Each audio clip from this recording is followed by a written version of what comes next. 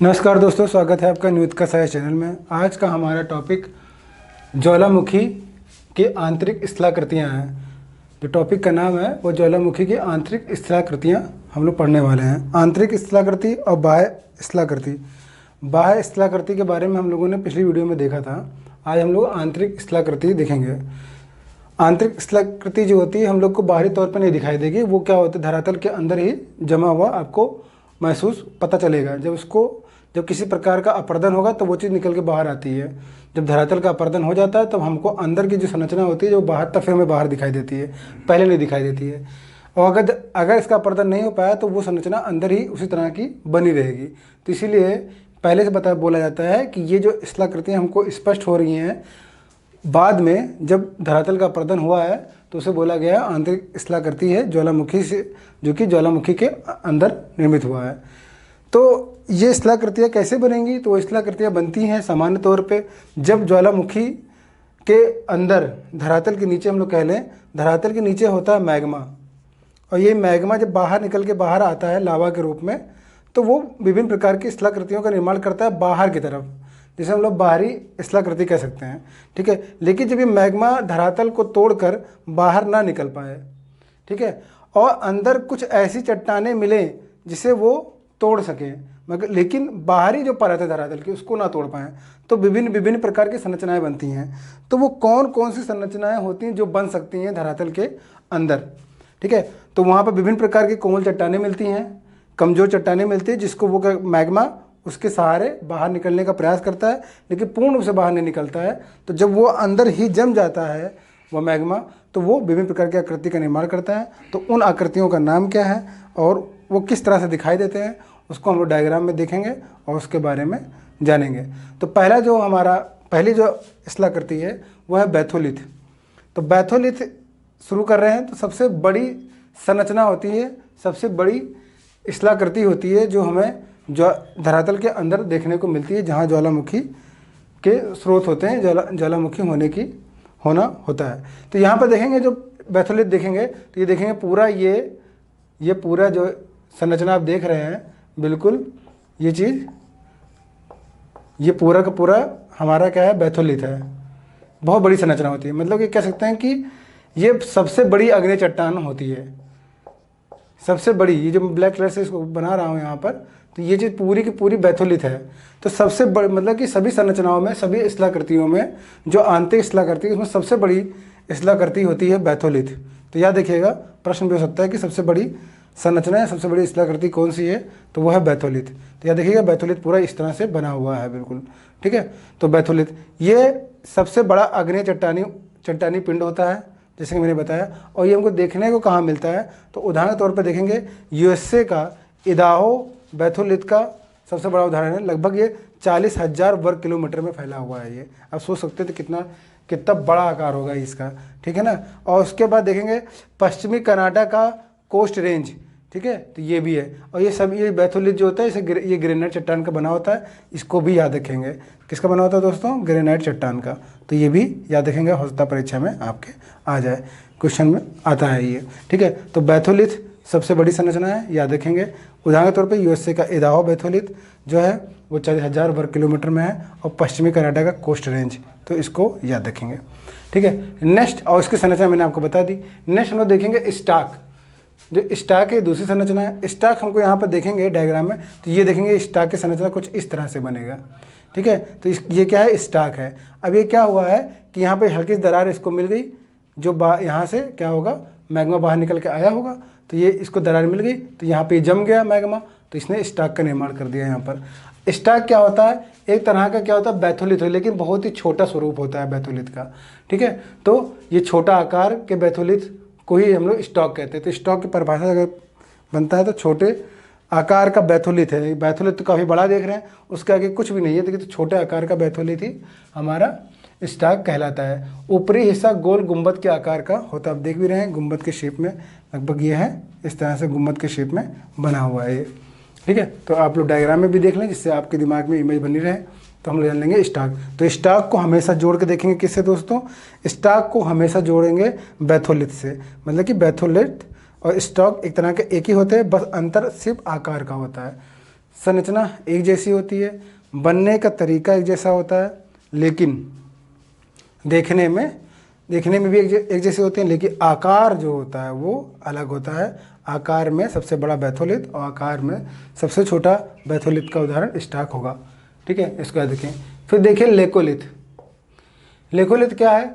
उत्तरी अमेरिका का पश्चिमी भाग, उत्तरी अमेरिका का पश्चिमी भाग, ये हमको वहाँ पर लेकोलिथ देखने को मिलता है। ये छतरीनुमा संरचना होती है। आप देखिए, आइए यहाँ पर लेकोलिथ मैंने लिखा है, तो लेके देखिए यहाँ पर छतरीनुमा संरचना आपको देखने को मिल रहा है।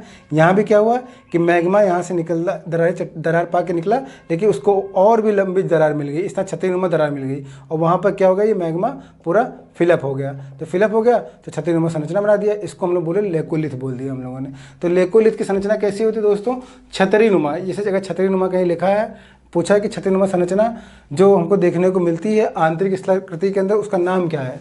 तो आप कहेंगे लेकोलिथ होता है, और ये उत्तरी अमेरिका के पश्चिमी भाग में अधिकतर हमको लेकोलिथ देखने को मिल जाते हैं। फिर आते हैं लेपोलिथ। तो लेपोलिथ क्या है? ये इसकी संरचना कैसी होती है? तस्तरीनुमा होती है। देखिए ये होती है तस्तरीनुमा।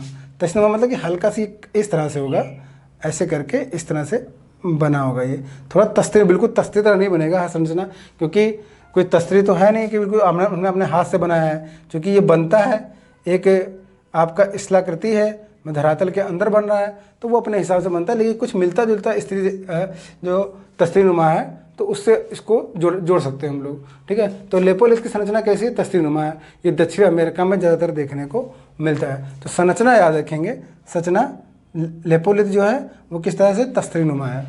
फिर देखेंगे फैकोलिथ। फैकोलिथ कैसा है? ये मैग्मा का लहरदार आकृति है।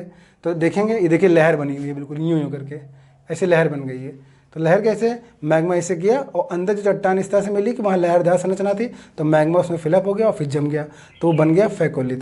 तो लहरदार संरचना अगर कहीं लिख के आया परीक्षा में, लहरदार आकृति किस प्रकार की आकृति कहलाती है, तो उसका नाम होगा फैकोलिथ होगी। ठीक है, पहले डायग्राम दे देते थे, पूछ लेते थे किस प्रकार की आकृति है। अब तो सिर्फ परिभाषा दे के पूछ सकते हैं आपसे, या पूछ सकते हैं कि सबसे बड़ी संरचना क्या है। ठीक है, उसके समान संरचना क्या है। ठीक है, तो याद रखिएगा, अगर छतरीनुमा आएगा तो लेकोलिथ, यदि तस्तरीनुमा आएगा तो लेपोलिथ। इस तरह से करके आपको याद रखिएगा। हर एक आकृति के लिए एक शब्द मैंने लिखा है यहाँ पर, और वही शब्द परीक्षा में डाल के पूछा जाएगा प्रश्न के रूप में। ठीक है, लहरदार आकृति आएगी तो फैकोलिथ, ये चीज़ याद रखेंगे आप लोग। फिर आते हैं सिल की बात कर लेते हैं। तो सिल की संरचना देखेंगे, ये देखिए मैंने सिल की संरचना बनाया जो कि धरातल के समानांतर है। धरातल के समानांतर, धरातल देख रहे हैं ये ऊपर, और इसके समानांतर ये संरचना बननी है सिल के शेप में। ठीक है, जब मैग्मा भूपृष्ठ के समानांतर परतों में फैल के जमता है तो उसे सिल कहते हैं। ठीक है, इसका उदाहरण भारत में मध्य प्रदेश और झारखंड में ज़्यादातर हमें सिल देखने को मिल जाएंगे। इसकी जो मोटाई होती है 1 मीटर से भी अधिक होती है। अगर इसी सिल की मोटाई 1 मीटर से कम हो जाए तो उसे हम लोग क्या बोलेंगे? शीट बोलेंगे दोस्तों। तो देखें, ये संरचना, इस संरचना को दोनों ही समान है, दोनों ही समानांतर हैं, भूपृष्ठ के दोनों ही समानांतर हैं, लेकिन एक की मोटाई अधिक है और एक की मोटाई क्या है? कम करेंगे, 1 मीटर से कम करेंगे उसको। तो दोनों ही देखेंगे, दोनों ही क्या है? सिल जैसे दिख रहे हैं, लेकिन एक शीट कहला रहा है, एक सिल कहला रहा है। तो जो ज़्यादा मोटी संरचना देखने को मिलेगी वो सिल है, जो पतली संरचना देखने को मिलेगी वो शीट होगी। तो याद देखेंगे, तो हमेशा शीट को सिल के साथ जोड़ के देखेंगे, शीट को सिल के साथ जोड़ के देखेंगे। सिल मोटी संरचना है और शीट पतली संरचना है, इस तरह से करके जोड़ के देखेंगे। तो जैसे कि मैंने बैथोलिथ को जोड़ के देखा स्टाक से, उसी प्रकार से हम सिल को जोड़ के देखेंगे शीट से, या शीट को सिल से जोड़ेंगे। ठीक है, इस तरह से आपका सिल हो जाएगा। अब हम लोग पढ़ेंगे लास्ट संरचना जो है वो डाइक। तो डाइक कैसी संरचना होती है? देखिए डाइक जो बिल्कुल पिलर के नुमा होगा, मतलब पिलर की तरह, मतलब कि खड़ी संरचना होगी बिल्कुल। ठीक है, पिलर की तरह जो दिखे। देखिए आपको लग रहा है इस तरह की संरचना कहीं है? नहीं है। ठीक है ना, तो ये है पिलर। और जो ये आप देख रहे हैं, ये तो यहाँ से ज्वालामुखी बाहर निकलता है, विस्फोट होता है। ठीक है ना, तो ग्रीवा बोलते हैं, ज्वालामुखी ग्रीवा है ये। ठीक है, डाइक क्या? जब मैग्मा किसी लंबवत दरार में जमता है तो डाइक कहलाता है। अब देखिए लंबवत दरार कोई मिल गई होगी तो यहाँ पर मैग्मा जम गया होगा, तो इससे क्या बन गया? यहाँ पर डाइक कहलाया गया है वो। ठीक है, तो लंबवत दरार या लंबवत खंभे की नमा जो संरचना मिलती है उसे क्या कहते हैं? डाइक कहते हैं दोस्तों। और ये झारखंड के सिंहभूम जिले में अनेक डाइक देखने को मिलते हैं। तो ये हमारा डाइक हो गया। तो इस तरह से हर एक संरचना के लिए, हर एक स्थलाकृति के लिए एक एक शब्द मैंने यहाँ पर चुना है। और मेरा मकसद ये था, जब मैं इसको बता रहा हूँ तो सिर्फ डायग्राम से ही नहीं, मैं वो चीज़ बताऊँ आप लोग को कि सिर्फ डिफिनेशन से काम नहीं चलेगा कि आपने डिफिनेशन समझ गया, आपने डायग्राम समझ लिया, लेकिन अब आपको डायग्राम से आपने दिमाग में बैठा तो लिया, लेकिन अब आपका जब परीक्षा में प्रश्न आएगा तो वो पर्टिकुलर डायग्राम के लिए, पर्टिकुलर संरचना के लिए किस प्रकार की शब्दावली का इस्तेमाल करेगा प्रश्न के अंदर परीक्षक, तो वो ध्यान रखना है। अब जैसे आपसे यहाँ पर पूछ रहा है तो ये लहरदार संरचना है, आपसे यहाँ पूछ रहा है तो तस्वीनुमा संरचना पूछ रहा है, ठीक है, ये यहाँ पर कहेगा तो गुंबदाकार संरचना है, ठीक है। तो हर एक स्थलाकृति के लिए एक शब्द है, उस शब्द को याद रखेंगे। जैसे आप छतरीनुमा कह दिया तो छतरीनुमा जब कहेंगे तो ये लेकोलिथ हो गया, तो छतरी की तरह दिखे। और छतरी कैसी होती, ढकी हुई होती, तो यहाँ पर लोग खड़े हो जाए, मान लीजिए लोग खड़े हो गए यहाँ पर तो बारिश से बच गए, तो ये छतरीनुमा संरचना है। इसमें क्या बीच में कुछ रख दिया तो ये तस्वीनुमा संरचना हो गया। ये लहरदार बिल्कुल दिख रहा है तो लहरदार संरचना हो गई। तो इस तरह से हर एक स्थलाकृति का अपना अलग नाम है और उस अलग नाम के लिए अलग अलग शब्दावलियों का इस्तेमाल किया गया है। तो वो चीज़ विशेष रूप से आपको ध्यान देना पड़ेगा, ठीक है। तो आज के लिए इतना ही। उम्मीद करता हूँ कि वीडियो आपको अच्छा लगा होगा, पसंद आया होगा। इसलिए इस वीडियो को अधिक से अधिक लाइक करें, शेयर करें, सब्सक्राइब करें। आज के लिए इतना ही। धन्यवाद।